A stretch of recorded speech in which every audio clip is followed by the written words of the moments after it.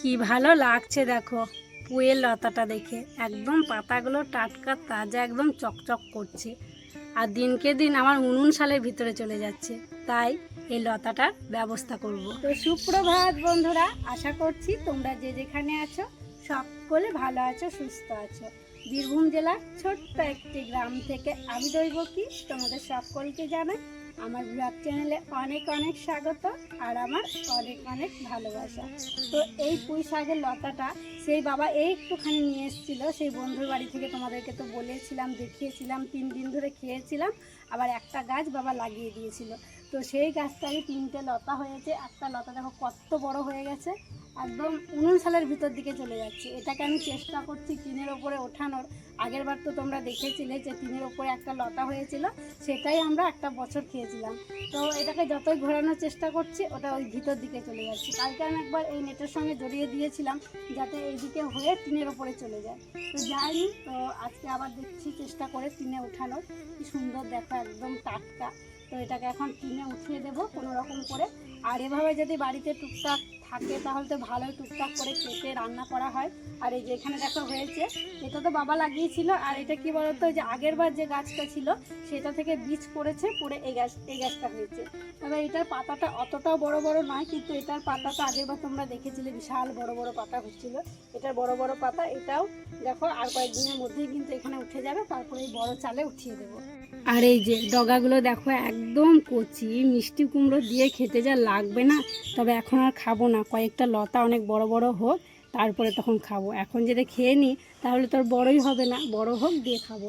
চলো দেখি কিভাবে ওকে উপরে উঠানো যায়। আর এখন লতাটা অনেকটাই ছোট হয়ে আছে, তো তো সেই জন্য টিনের ওপর দিচ্ছিলাম আর পড়ে যাচ্ছিল। তো সেই কারণে একটা দড়ি নিয়ে আসলাম, দড়ি নিয়ে এসে দেখো বেঁধে দিলাম। একটুখানি লতা ওই বড় টিনটাতে আর কি গেছে। তো এবার বাড়বে, বাড়তে বাড়তে আরও যে লতাগুলো ছাড়বে সেগুলো ওই বড় টিনের ওপরেই হবে। আর যখন পুরো টিনটা ওই জায়গাটা ঘিরে নেবে কি সুন্দর লাগবে দেখতে। আগের বার কি সুন্দর লাগছিল। লাল ডাঁটাটা দেখো কি সুন্দর হয়েছে, তাই না? দেখতে কি ভালো লাগছে। তবে এটাকে এবার খাওয়ার ব্যবস্থা করতে হবে। এটা মানে মিষ্টি কুমড়ো দিয়ে খেতে এটাও খুব ভালো লাগবে। তবে সেদিনকে কুমড়ো নিয়ে এসেছিলো, সেদিনকে করা হয়নি, মানে তখন ঠিকঠাক খাওয়ার মতো হয়নি। ভাবলাম আর কয়েকটা দিন থাক তারপরে খাবো। তো একদিনে তো সব খাওয়া যাবে না, কি বলতো, এই যে মানে ডালগুলো বেরিয়েছে, তো এখান থেকে কেটে কেটে মানে রান্না করে খাবো। তো এটা আজকে থাক, কুমড়ো নিয়ে আসবে তারপরে তখন এটাকে কাটবো। দেখতেও খুব ভালো লাগছে, এদিকে আবার কাটতেও ইচ্ছা করছে না, কি সুন্দর ঝাপড়া হয়ে আছে দেখো। সকালের কাজ বলতে বাকি সমস্ত কাজ করে ফেলেছি, শুধু এই গ্যাসের ঘরটায় পরিষ্কার করে মোছা হয়নি। তাই চলে এলাম গ্যাসের ঘরটা মোছার জন্য। আর গ্যাসটা মুছতে শুরু করলাম। আর কি জানো তো, আগে কি করতাম, ঘরগুলো মোছার পরেই গ্যাসের ঘরটা মুছে নিতাম। ঘর মুছেছি অনেকক্ষণ আগে, ঘরটার মুছে রুদ্রসোনাকে উঠিয়ে ওকে দিয়ে এসেছিলাম। আর ওই যে ওর টিফিন বানানো, ওকে দিয়ে আসা, একটা মানে তাড়াহুড়োর মধ্যে আর কি থাকি সকালটায়। তো সেই জন্য সকাল সকাল গ্যাসটা আর কি মোছা হয় না। তো স্নান টান করবো, স্নান করার আগেই দেখো গ্যাসটা ভালো করে পরিষ্কার করে মুছে নিচ্ছি। তো এদিকে ওভেনটা ভালো করে মুছে নিলাম। আর কিছুক্ষণ জলে ভিজিয়ে রেখেছিলাম এই যে ঝিক বার্নার যেগুলো আছে সেগুলো ভিজিয়ে রেখেছিলাম। এখন দেখো ওই নেতাটা দিয়ে ভালো করে মুছে নিচ্ছি। তো ঝিকগুলো দেখো মোছা হয়ে গেল, তারপরে লাগিয়ে দিলাম। এবার যে স্ল্যাবটা আছে সেটাকেও ভালো মতো মুছে নিচ্ছি। আর এখানে ঘর মোছা লাঠিটা আছে, ভিজে হয়ে আছে, ভাবলাম লাঠিটা দিয়ে তাহলে নিচটা মুছে দিই। তাই লাঠিটা দিয়ে নিচটাও দেখো সুন্দর করে মুছে দিলাম। রুদ্রর বাবা আর বাবা যাবে একটু মামার বাড়িতে। তোমরা তো শুনেছিলে যে আমাদের একটা মামা খুব অসুস্থ, ওটা হচ্ছে শাশুড়ি মায়ের কাকার ছেলে। তো এখনও কিন্তু নার্সিংহোমে ভর্তি আছে কলকাতাতে। তো এমনিতে মোবাইলে তো খবর নেওয়া হচ্ছে, আর বাড়িতে একটু খোঁজ খবর নিতে যাবে। তো সেই জন্য বাবাও যাচ্ছে, রুদ্রর বাবাও যাচ্ছে। অনেক কটা দিন হয়ে গেল, তো সেই দিন থেকেই ভর্তি হয়ে আছে। আর যাবে এই কারণে, আরও রুদ্র বাবার তো কালকে খুব বুকে ব্যথা করছিল, তো গিয়ে আর কি ডাক্তারের খবরটাও নেবে। আজকে যদি বসে দেখিয়ে নিও, হ্যাঁ, নাম লেখাবা, নাম লিখে দেখিয়ে নিও। তো এই যে রুদ্র বাবা দেখো টোটো চলে এসছে, বাবা এখনও পর্যন্ত আসেনি। তো টোটো এসছে অনেকক্ষণ আগেই, জানো তো। বাবারা তখন খাচ্ছিল, রুদ্র বাবা মুড়ি খেলো, ততক্ষণ টোটো দাঁড়িয়েই ছিল। তারপরে এই যে ওরা যাচ্ছে, এই যে ব্যাগ দিয়েছি, বললাম একটু আসার সময় বাজার করে নিয়ে আসো, কারণ বাড়িতে সেরকম সবজিপাতি নেই। তো সেই জন্য ব্যাগ দিয়ে দিয়েছি। তাড়াতাড়ি আসার চেষ্টা করবা, হ্যাঁ।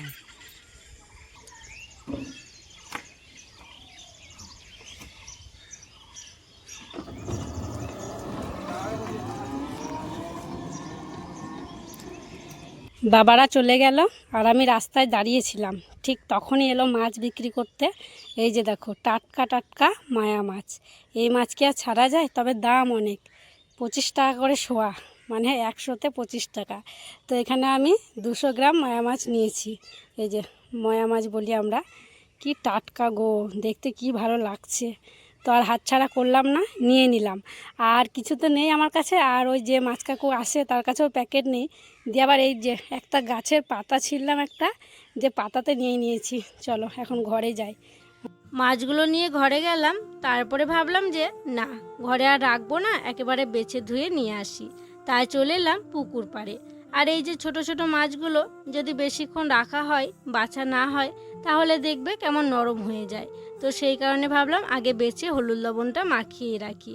আর আজকে অনেক দিন পর পুকুর পাড়ে এলাম মাছ বাছতে, কারণ জল অল্প ছিল, তখন মাছ ধোয়া বাছা আর কি হতো না। আর জল হওয়ার পর থেকে মাছ আর কি বাড়িতে হয়ইনি। তো যাই হোক, চলো মাছগুলো বেছে নিই। আর আজকের ভিডিওতে তোমাদের কিছু প্রশ্নের আমি উত্তর দেব, তবে এখনই উত্তরগুলো দিতে পারতাম, কিছু জিনিস তোমাদেরকে দেখানোর আছে, তাই যখন দেখাবো তখনই আর কি কথাগুলো বলবো। তো তোমরা ফুল ভিডিওটা দেখতে থাকো, তাহলে সবটা বুঝতে পারবে এবং দেখতে পারবে। তো আমার দেখো মাছগুলো ধোয়া হয়ে গেল। সবজি কাটবো বলে সবজিগুলো বাইরে বের করে নিয়ে আসলাম। আর বাড়িতে সবজি আছে, এগুলো দেখো একটা সবজি, 1, 2, 3, 4, 5 রকমের সবজি আছে, তবে সব কিছুই আছে অল্প অল্প। আর যেটা মেন আমাদের লাগেই, মানে 1 কিলোর বেশি আলু লাগে, 1.5 কিলো করে আলু প্রত্যেক দিনই প্রায় লাগে আমাদের। একটা আলু পড়ে আছে, এই যে একটা আলু আছে। কালকের থেকে আমি সমানে রুদ্র বাবাকে বলে যাচ্ছি যে আলুটা আগে আমাকে এনে দাও, প্রত্যেক দিন আলু লাগে। তাড়াহুড়ো করে দেবো, বেরিয়ে গেল। সকাল থেকে যে কতবার বলা হয়েছে আলুটা এনে দাও, আলুটা এনে দেয়নি। এবারে আমি চিন্তায় পড়ে গেলাম যে কী রান্না করব। আলুটাই তো তোমরা দেখো আমাদের মেন একটা মোটা তরকারি, মানে বেশি তরকারি আলুটাতেই হয়। তো একটা আলু, তো পাড়ার দোকানটা তো নেই। আগে পাড়ার দোকানটা ছিল, আমার ভালোই হতো, আমি যেতাম নিয়ে আসতাম। সেই পাশের পাড়া যেতে হবে, গ্রামের ভিতরে, খুব বেশি দূর নয়। তবে কোনো দিন আমি যাই না বলে কেমন লাগে আর কি যেতে। তবে একদিন গেছিলাম, ভিডিও করেছিলাম, তোমাদেরকে বলেও ছিলাম। তো যাই হোক, দেখি একটা আলু দিয়ে কাটি আর কি, কেটে দেখি কতটা কি হচ্ছে। যদি হয়ে যায় তাহলে এই দিয়ে আর কি আজকের দিনটা চালিয়ে দেবো। তো চলো কেটে দেখি কতটা হচ্ছে, তাহলে আর আনতে যাব না। আর এটাই হয় জানো তো, বাড়িতে যদি বেশি আনা থাকে, মানে কি বলতো, বেশি বেশি করে খেয়ে খেয়ে শেষ হয়ে যায়। আবার যদি না থাকে, ঠিক মানে কিভাবে চালাবো, চালাতেই হবে আমাকে, আমার উপায় নেই, এইভাবেই আমাকে চালাতে হবে, একটা আলু দিয়ে চালাতে হবে। সেটা যদি ভাবি তাহলে কিন্তু একটা আলুতেই চলে যায়। তো যাই হোক, চলো কাটি, কেটে দেখি কতটা কি হচ্ছে। তো এই সবজি দিয়ে ভাবছি একটা তরকারি করব, আর ডাল করব, আর ওই যে মাছ করব, তাহলে তো হয়ে যাবে, তাই না? তোমাদের কি মনে হচ্ছে এই একটা আলু দিয়ে সবজি দিয়ে কি হয়ে যাবে সবার? চলো কেটে দেখা যাক, কেটে ফেলি তারপরে আসছি। তরকারিটা যদি আর একটু বাড়ানো যায়, তার জন্য দেখো চলে এসেছি আমাদের পেয়ারা গাছতলায় কেঁদুরি পাড়তে। এই যে দেখো কেঁদুরি, বেশ অনেকগুলো কেঁদুরি আছে। অনেকগুলো বলতে পারলে কিন্তু ভাজা করলে সবার হবে না, এতটাই আছে। সকালবেলা ভেবেছিলাম পারবো, জানো তো, দিয়ে পারিনি, যে ভাজা করলে সবার হবে না। তো ওই সবজি তরকারিটাই দেওয়া হবে, তাই চলে এলাম পাড়তে। তো এই যে দেখো কেঁদুরি, এই যে হচ্ছে কেঁদুরির গাছ, লতা লতা, আর এইরকম হচ্ছে পাতা, আর এই যে ধরে আছে ফল। এই যে কেঁদুরি পেরে নিলাম, এই যে এখানে আছে 2টো, আর এই যে ছোট ছোট কত পেয়ারা দেখো।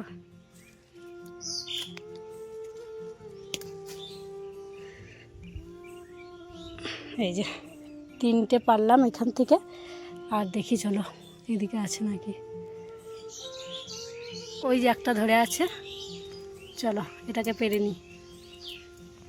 এই যে এভাবেই গাছে লতাতে ঝুলে থাকে এই ফলগুলো, সবজি। এই যে ছোট ছোট জালি নিয়েছি দেখো, এই যে ছোট ছোট জালি নিয়েছি, এগুলো এখন বড় হবে। চলো আর নেই, এই যে কটা পেয়েছি। আমার সব সবজি কাটা হয়ে গেছে।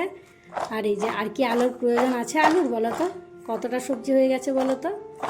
এই যে আর দরকার নেই, এবার রান্নাবান্না বসাবো। একদম মিক্স তরকারি, মিক্স ভেজ, কত রকমের সবজি পড়লো বলো তো। সেদিনকে ডাল মশলা নেওয়া হয়েছিল, সব শেষ হয়ে গেছে। আবারও আজকে করেছি ডাল মশলার বাজার। তো গ্রামেই তো বিক্রি করতে আসে, সেখান থেকে নেওয়া হয়েছে।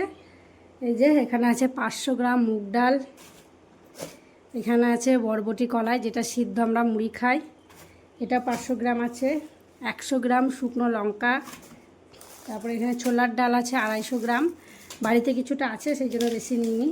আর এখানে মটর আছে 500 গ্রাম, এখানে ছোলা আছে 250 গ্রাম, মিঠুর খাবার আর মিঠু খায় আর আমরাও মাঝে মধ্যে খাই। আর সবজি মশলা, গরম মশলা 2 প্যাকেট, আর এটা হচ্ছে মিট মশলা 1 প্যাকেট, তারপরে এই যে সয়াবিন 2 প্যাকেট, তারপরে এই যে এটা হচ্ছে বিউলির ডাল, আর এই যে হচ্ছে মসুরির ডাল, আর জিরে গুঁড়ো, লঙ্কা গুঁড়ো, বড়ি, আর হচ্ছে এটা নকুলদানা ঠাকুরের, তো অন্য জায়গায় রাখতে হবে। আর এটা হচ্ছে লঙ্কা গুঁড়োর প্যাকেট, আর এটা হচ্ছে হলুদ। কালকে হলুদ শেষ হয়ে গেছিলো, দোকান থেকে 10 টাকা প্যাকেটে নিয়ে আসা হয়েছিল, আর আজকে নিলাম 500 গ্রাম হলুদ গুঁড়ো। সব কাজই হলো, আজকে একটা কাজই হলো না, মাকে স্নান করানো হলো না।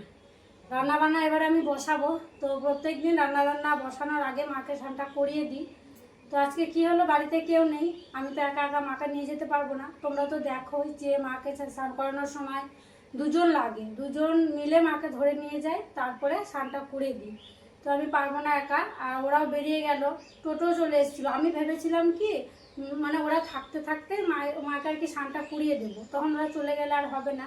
কিন্তু টোটো চলে এলো, আমার কাজ করতে করতে দেরি হয়ে গেল, আমারই একটু দেরি হলো জানো তো, এই কাজ ও কাজ করতে করতে দেরি হয়ে গেল, তো সেই জন্য হলো না। তো কী আর করা যাবে, মা এখন শুয়ে থাক, আর মাকে বসিয়েও রাখিনি। যদি মা বসেও থাকতো বাইরে, তাহলেও কিন্তু আমি একা, মানে যখনই ভালো লাগতো না বসে থাকতে, তখন আমি কিন্তু একা নিয়ে আসতে পারতাম না।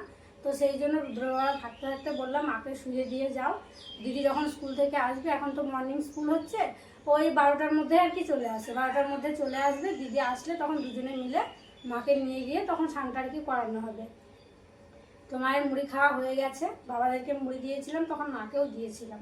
তো মা শুয়ে থাকুন, হ্যাঁ, আমি রান্নাবান্না বসাবো এবার, আর দরকার পড়লে আমাকে ডাকবেন, হ্যাঁ। চলো রান্নাবান্না বসাই। সকালের দিকে তো আবহাওয়াটা খুব ভালো লাগছিল, একদম মেঘলা হয়েছিল, তো মনে হচ্ছিলো যেন বৃষ্টি হবে আছে, কিন্তু এখন আবার খুব রোদ বের করেছে। মানে সকাল দিকটাই রোদ হোক মনে হয় যেন এই টাইমটা একটু বৃষ্টি বৃষ্টি ভাব থাকে, তাহলে ভালো লাগে রান্নাবান্না করতে। এখন প্রচণ্ড রোদ গরম, তো চলো রোদ গরম হলেও কিছু করার নেই, রান্না তো করতে হবে। এতগুলো মানুষ আমার ভরসাতেই কিন্তু আছে, আমি রান্না করব খালে। আর ওরা গেছে, ওরা চলে আসবে খাওয়া দাওয়ার টাইমে, ওখানে খাওয়া দাওয়া করবে না, কারণ বুঝতেই পারছো ওখানে এখন পরিস্থিতিটা কি আর কি। খবর নিতে গেছে, খবর নেবে, ডাক্তার যদি বসে রুদ্রবা ডাক্তার দেখাবে, তারপরে চলে আসবে। তো ওরা এলে সব কিছু তোমরা জানতে পারবে। ঠিক আছে মা থাকুন, হ্যাঁ। ফ্যান বাড়াবো নাকি আর থাকবে এরকম? মা বেশি হাওয়া নিতে পারে না জানো তো। চলো রান্নাটা বসে। উনুন ধরিয়ে দিয়েছি, আর একদিকে ভাত হচ্ছে, আর একদিকে দেখো সবজি তরকারিটা করে নিচ্ছি। আর আজকে কোনো মশলাপাতি দিচ্ছি না, ওই ফোড়ন করেই তরকারিটা করছি। একটু বেশি ঢ্যাঁড়স হয়ে গেছে, কারণ ঢ্যাঁড়সগুলো কেটে ফেললাম জানো তো, অনেক কদিন হয়ে গেল ঢ্যাঁড়সগুলো নিয়ে এসছে, আর বেশ বড় বড় ঢ্যাঁড়সগুলো ছিল, তবুও কয়েকটা আর কি থেকে গেল, সব দিলাম না। আর সব যদি দিয়ে দিতাম ওই লাল পেলে টাইপের হয়ে যেত, অতটাও খেতে ভালো লাগতো না, তাই আর কি দিয়েছি, তবে আর একটু কম হলে ভালো হতো। তো যাই হোক একটু নাড়াচাড়া করলাম সবজিগুলো দিয়ে, তারপরে দেখো লবণ দিলাম। তো তারপরে এখন দিয়ে দিচ্ছি হলুদ লবণ দিয়ে একদম ভাজা ভাজা করে নেব। আর সবজি তরকারির এই যে সবজিগুলো যতই বেশি ভাজা ভাজা করব, ততই কিন্তু তরকারিটা খেতে ভালো লাগবে। তো সেই জন্য একদম ভালো করে খড়িয়ে ভেজে নেব, তারপরে তখন জল দিয়ে সিদ্ধ করে নেব, তাহলে তরকারিটা হয়ে যাবে। তো যাই হোক ওদিকে আমি গেছিলাম চাল আনতে, চাল নিয়ে আসলাম, ধুয়ে আনলাম। তারপরে এসে দেখছি এদিকে প্রায় ভাজা ভাজা হয়ে গিয়েছে। প্রথমেই এসে খুন্তিটা একটু নাড়াচাড়া করে দিলাম, তারপরে দেখো হাঁড়িতে চালগুলো এখন দিয়ে দিচ্ছি। সবজি তরকারিটা হয়ে গেছে, আর দেখতে পাচ্ছ ভাতটা নামিয়ে নিয়েছি, ভাতের ফ্যানটা ঝরাতে দিয়েছি, আর এখন মাছের তরকারিটা করে নিচ্ছি। তো এখানে দেখো বেশি করে পেঁয়াজ দেওয়া হয়েছে, আর 2টো টমেটোও দিয়েছি, দিয়ে মাছের তরকারিটা করলাম। আজকে আর টক করছি না, কোনো টক জাতীয় কিছু দিইনি, এই ঝাল টাইপেরই করলাম। আর সবার শেষে এখন করছি বিউলির ডাল। আজকে এই বিউলির ডালটা নেওয়া হয়েছিল, তো শেষে করছি, তার কারণ হচ্ছে দেখবে তোমরা বিউলির ডালটা সিদ্ধ হতে একটু বেশি সময় লাগে। ওইদিকে যখন আমি মাছটা রান্না করছিলাম, ডালটা সিদ্ধ হতে দিয়েছিলাম। এই হচ্ছে আজকের আমার ফাইনাল রান্নাবান্না আমার কমপ্লিট। এই যে এখানে আছে দেখছো ভাতটাই মাত্র ঢাললাম, আর এই যে এখানে আছে মাছের ঝালটা, মাছ পেঁয়াজ টমেটো দিয়ে বেশ লাল লাল করে করেছি। আর এখানে আছে বিউলির ডাল আর এই যে সবজি তরকারি। তো এই যে সব কিছু এখানে রেখেছি। চলো এবারে এক এক করে ঘরে রেখে আসছি।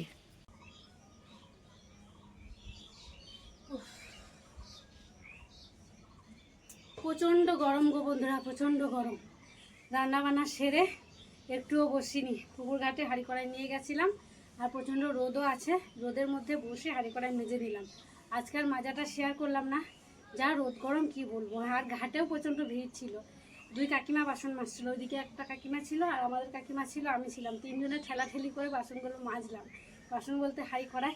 সাবানটা এখন এখানে রাখবো, কারণ খাওয়া দাওয়া করার বাসন তো আর পুকুর ঘাটে ধুতে যায় না, তখন কলে জল থাকে, তখন কলে আর কি ধোয়া হয়। এখন কলে জল আসেনি, তাই পুকুর ঘাটে গেছিলাম, পুকুর ঘাট থেকে ধুয়ে নিয়ে আসলাম। একবার রুদ্র বাবাদেরকে ফোন করবো, এখনো পর্যন্ত ওরা এলো না, অনেকটা বেলা হয়ে গেল, 1:30টা বেজে গিয়েছে। চলো আর দেরি করবো না, রুদ্রসোনা স্নান করেনি, রুদ্রসোনাকে স্নানটা করিয়ে দিই, তারপরে ওকে খাইয়ে দিই, তারপরে তখন আমরা খাওয়া দাওয়া করবো। আগে সাবানটা রাখি। উফ প্রচণ্ড গরম। খাওয়া দাওয়া করে নিয়েছিলাম বেশ অনেকক্ষণ আগে, আর রুদ্র বাবারা ছিল না, ওরাও চলে এসেছিলো, 2:30টার মধ্যেই চলে এসেছিলো। খাওয়া দাওয়া করে তারপরে যে কাজগুলো ছিল সেই কাজগুলো করে নিয়েছি, আর এখন বিকেলবেলায় ছাদে চলে এসেছি।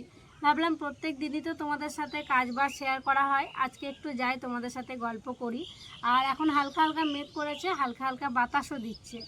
আর তোমরা বেশ অনেক কজনই অনেক কিছুই আমার থেকে জানতে চেয়েছো, মানে প্রশ্ন করেছো, আমাকে উত্তর দিতে বলেছো।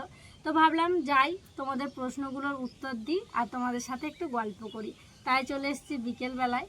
আর যে প্রশ্নগুলো আমি তোমরা করেছো আর কি, সেগুলোরই উত্তর এখন দেব।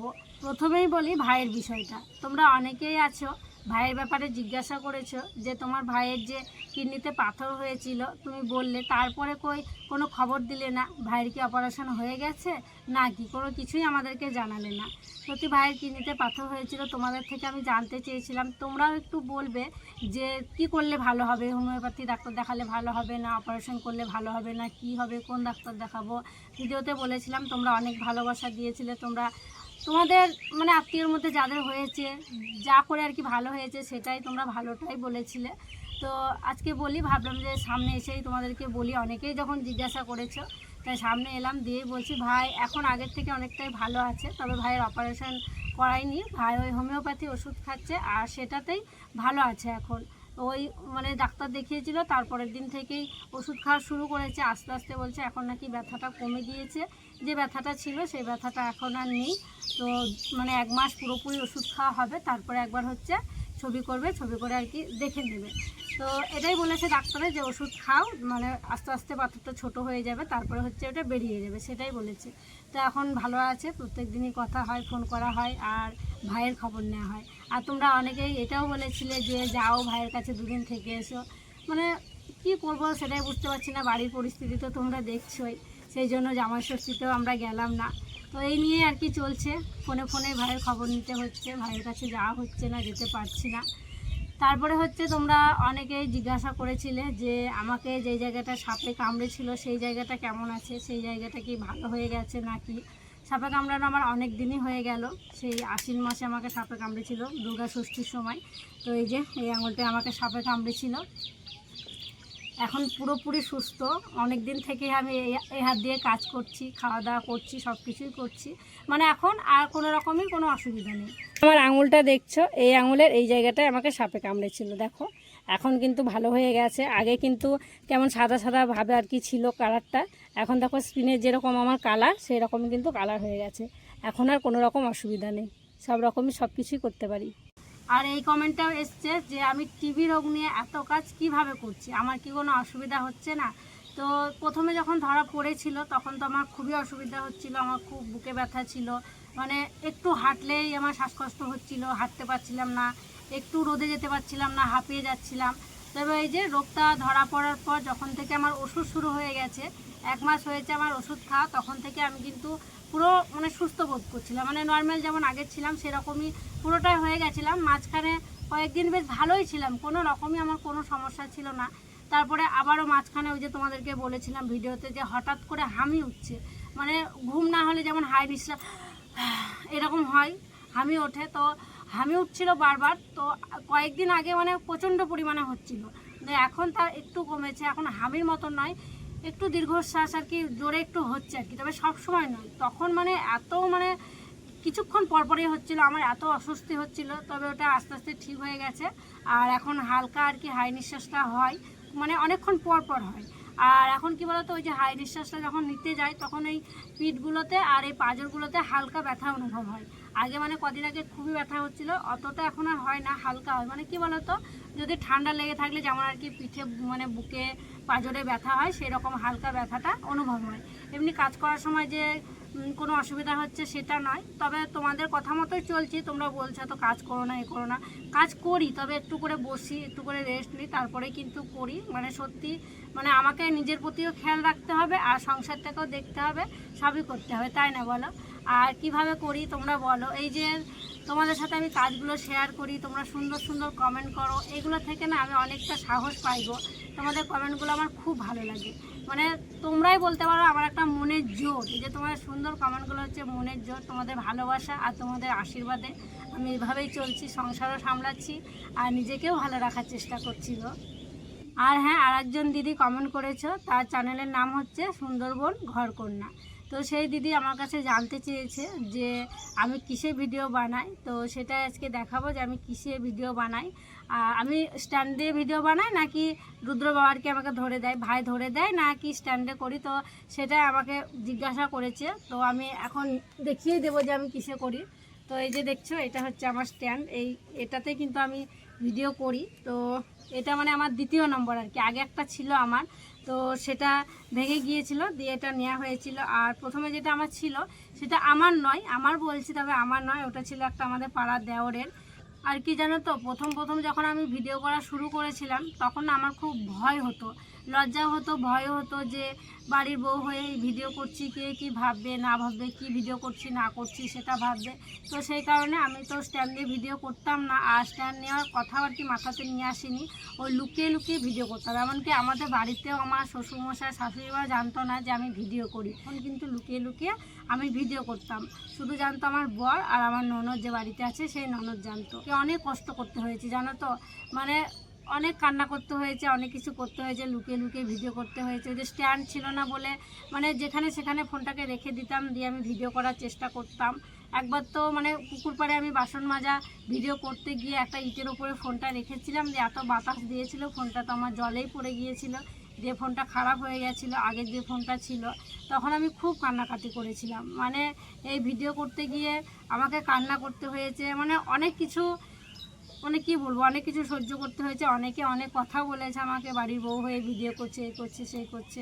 তো যাই হোক, দেওরের কাছ থেকে স্ট্যান্ডটা নিয়েছিলাম, তারপরে জলে ফোনটা পড়ে যাওয়ার পর দিয়ে ওটাতেই ভিডিও করছিলাম। তো ওটাতে ভিডিও করতে থাকি এক এক করে, ও চায়ও না কোনো দিন, ওকে আমি নিজে থেকেই বলেছিলাম যে স্ট্যান্ডটা নিয়ে যেও, কিন্তু ও কোনো দিনই বলেনি নেব। তো যাই হোক, ওটাতেই করছিলাম, তারপরে ভেঙে গেছিলো আর কি, দিয়ে আর কি আবার নিয়েছিলাম। এই যে এটাও দেখো দড়ি টড়ি দিয়ে বাঁধা রয়েছে, মানে এগুলো জানো তো মানে সবসময় কাজ হয় তো বেশি দিন আর কি যায় না। তো এই যে দড়ি দিয়ে বাঁধা রয়েছে,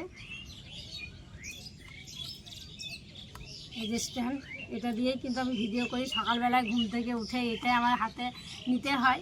আর বলছো যে রুদ্র বাবা কি ভিডিও করে দেয়, কী বলো তো, সবসময় তো ওকে পাওয়া যায় না, ও তো মানে মাঠে ঘাটে চাষবাস নিয়ে আমাদের তো চলে, তো মাঠে ঘাটে ওকে যেতে হয়।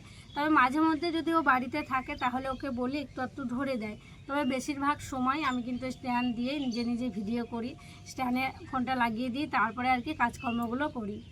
আর এই যে কমেন্টের রিপ্লাইগুলো তোমাদেরকে দিলাম, এগুলো কিন্তু আমি কমেন্ট বক্সে রিপ্লাইই দিতে পারতাম, মানে ভিডিও না করে, তবে ওই যে তোমাদের সাথে একটু কথা বলা হবে সামনাসামনি, তো সেই জন্য দিলাম। আর দেখানোর ছিল কিছু জিনিস বলতে ওই যে আঙুলটা দেখতে চেয়েছিল, আঙুলটা দেখালাম। আর এই যে আমার স্ট্যান্ডটা কী দিয়ে আমি ভিডিও করি সেটাও দেখাবো বলে এই ছাদে বসেই ভিডিওটা আর কি করলাম। তো আর যদি তোমরা কিছু জানতে চাও আমার থেকে, কোনো প্রশ্ন যদি তোমাদের থাকে তাহলে অবশ্যই কমেন্ট করে জানিও, আমি কিন্তু ঠিক তোমাদের প্রশ্নের উত্তর দিয়ে দেব। এই যে তোমরা কমেন্ট করো, আমার তো খুব খুব ভালো লাগে। এই যে তোমরা আমাকে কেউ নিজের মেয়ের মতো ভালোবাসো, কেউ নিজের দিদির মতো, কেউ নিজের বোনের মতো সুন্দর সুন্দর কমেন্ট করো, এগুলোতে আমার খুব ভালো লাগে। তো সেই জন্য তোমাদের কাছে আমি চিরকৃতজ্ঞ হয়ে থাকবো, সারা জীবন ঋণী হয়ে থাকবো। তোমাদের এই ভালোবাসা মানে আমি কখনো ভুলবো না গো। যাই হোক, আজকে অনেকগুলো কথা বলে ফেললাম আর ভিডিওটা অনেকটাই বড় হয়ে যাচ্ছে। তো চলো, আজকের ভিডিওটা আর বড় করছি না, এখানেই বিদায় নিচ্ছি। তোমরা সকলে ভালো থেকো, সুস্থ থেকো আর সাবধানে থেকো। দেখা হবে আবারও একটি নতুন ভিডিওতে। নমস্কার।